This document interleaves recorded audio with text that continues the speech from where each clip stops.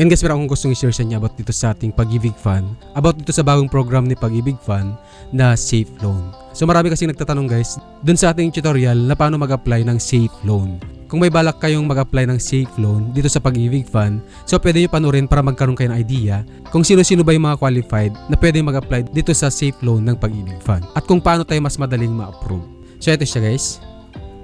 So ang tanong ng iba na nakapag-apply na dito sa Safe Loan, paano ba natin malalaman yung status ng ating application?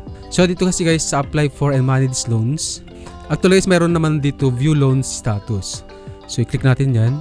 Then i-select natin yung type of loan. So wala tayong makikita dito na Safe Loan.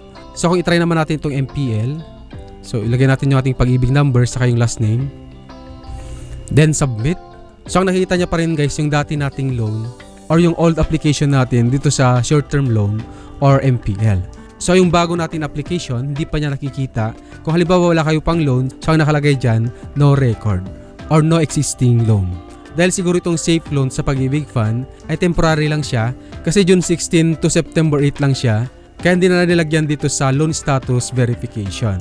Pero may ituturo ko sa inyo guys na tricks para malaman natin kung ano yung status ng ating application dito sa Safe Loan.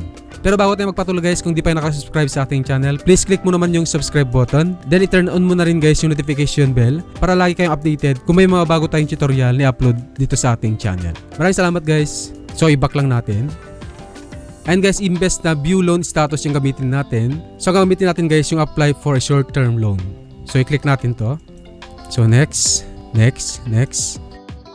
Then mag-fill up tayo ulit dito guys sa application for short-term loan. Parang kaya din ng ginawa natin nung nag-apply tayo dito sa Safe Loan.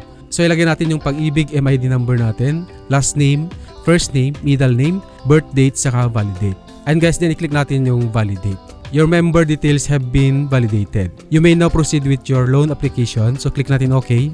Then select natin guys dito sa loan type. So ang select natin dito yung Safe Loan or Special Assistance for Financial Emergencies.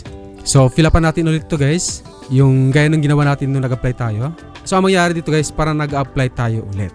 Then click natin yung check eligibility. So napansin nyo guys, since meron na tayong previous application dito sa Safe Loan, so harangan tayo ng system. Then sasabihin niya na meron na tayong existing na application. Loan application result, you have already submitted a loan application with us. Here are the details.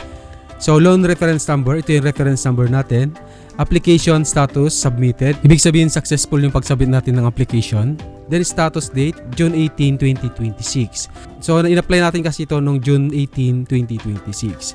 Then submitted to Makati, Bel Air Branch.